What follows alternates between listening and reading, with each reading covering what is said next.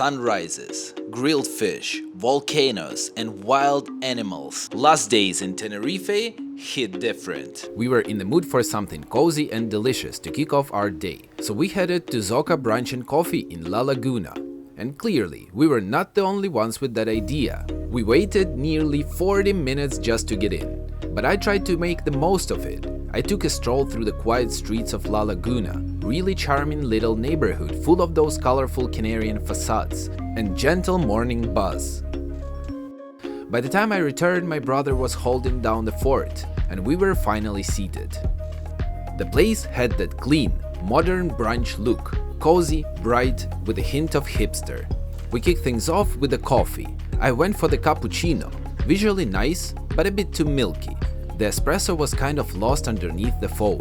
Eugene had an Americano, but it came out quite acidic, probably from a blend that leaned heavy on Robusta. Not terrible, but not memorable either. Then the food arrived. As for my bro, he ordered creamy soft scrambled eggs, ripe slices of avocado, and smoked salmon with a rich salty bite. But it didn't stop there. It was layered with goat cheese, fresh arugula, and mixed seeds. I went for something a little different. Turkish eggs. Poached eggs over creamy yogurt, chili oil and herbs. The flavors were fresh and exciting, but unfortunately the eggs were a bit too runny for my taste. I probably should have asked for them firmer, but the staff was so inattentive, I never really had the chance. That brings me to the service. Petty. Underwhelming. No one checked in, no one asked how the things were. Luckily, Zoka had one last card to play, the Basque cheesecake. And wow, soft, smooth, sweet, with that signature caramelized top. Honestly, the dessert alone is the reason to come back. After breakfast, we hit the road with one of the most iconic destinations of the island in mind, El Teide. It's Tenerife's centerpiece, a massive volcano that dominates the skyline and draws people from all over the world. The drive itself was its own adventure. As we climbed higher and higher into the heart of the island, the landscape started to shift. Palm trees gave way to pine. At one point, we literally drove into the clouds. It felt surreal. Everything around us turned misty and quiet. And then we broke through. Suddenly we were above the clouds, and the sky opened up. The sun was shining bright, casting this golden glow over the volcanic soil. It looked like another planet up there, dry, cracked, ancient. We pulled over, stood there, and just took it in. It was peaceful, magical. Unfortunately, we couldn't take the lift to the very top. It was fully booked. A little disappointing, but honestly, it didn't ruin a thing. We had a plan B, and it turned out to be just as memorable, in a totally different way. We jumped back in the car, cranked the music, and headed to the opposite side of the island, where we booked a golf lesson. Now let me be honest, first golf lessons are kind of a mix. A little exciting, a little boring, there is a lot of standing, a lot of theory, not a lot of swinging. But we stuck with it, and somewhere between grip adjustments and awkward stances, we actually managed to hit a few solid shots. And the best part, we were doing it at sunset, with a view that felt like it belonged on the postcard.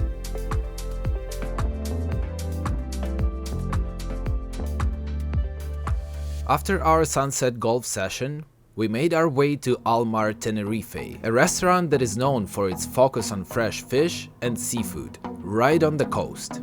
The vibe was relaxed and refined, with an elegant touch that tells you right away, these people know what they're doing.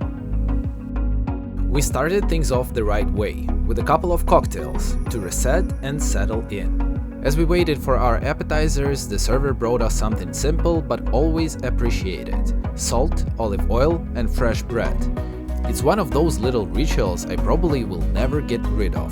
Then came the appetizers, and that's when the things got interesting. Yes. So we have smoked eel, comes with some cucumber and fennel marinated, with a kiwi, green apple and avocado puree, and a bit of hazelnut for the extra crunch and sweetness, and maracuya with some sweet potato, some giant corn, and cebas, some onions, and those red pepper straw.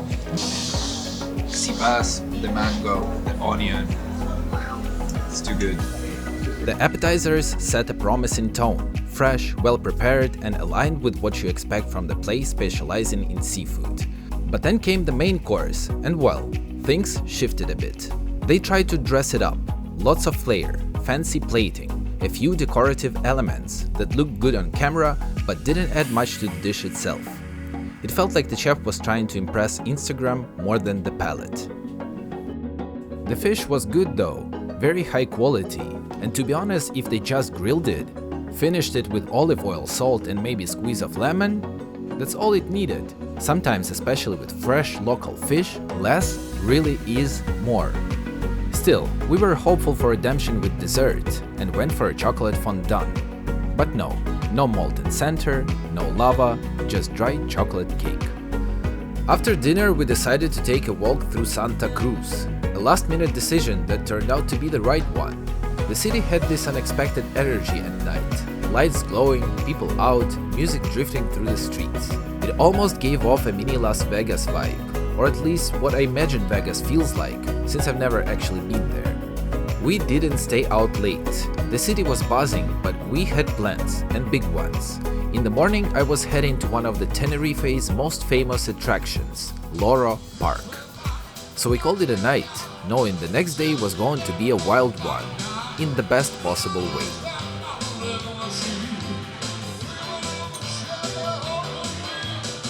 Our next stop, Loro Parque, probably one of the most visited spots in Tenerife. And yeah, it's absolutely worth the hype. Let me show you why.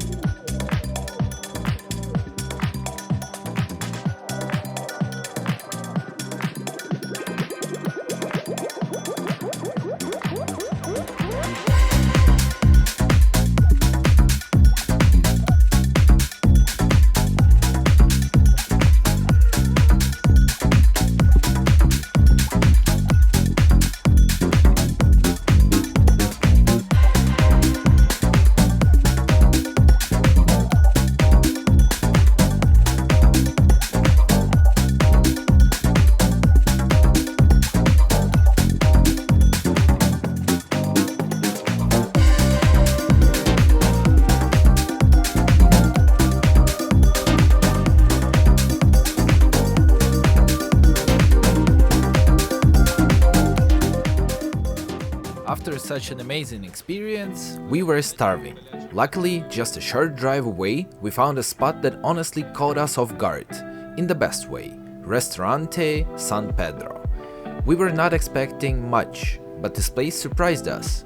It had that no-nonsense, local feel, nothing flashy, just great food done right. As soon as we arrived, we were greeted by a few lazy sunbaked cats stretched out near the entrance, and for some reason that felt like a good omen. You know the place is solid when even the animals choose to hang out there. We went straight for the fish, literally. There was a fridge at the entrance, and we picked one out on the spot. It felt old school and personal. While we waited for the fish to cook, we started with a salad, and it genuinely blew me away. Bold cuts, nothing fussy, just high-quality vegetables and cheese that spoke for themselves. Then came something unexpected, a potato and sausage soup served inside a round loaf of bread. Totally not what I expect to find in the Canary Islands.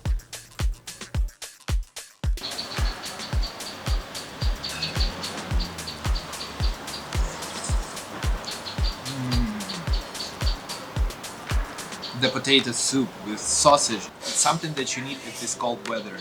Amazing. Finally, the star of the show, the grilled fish, served as clean and honest as it gets. Just lemon, salt, pepper and herbs. That's it. No unnecessary garnishes, no foam, no distractions. Just the flavor of the sea, done right. After everything I had experienced in Tenerife, this was exactly how I needed it to end. Simple, satisfying, unpretentious, and real. That's a wrap on Tenerife.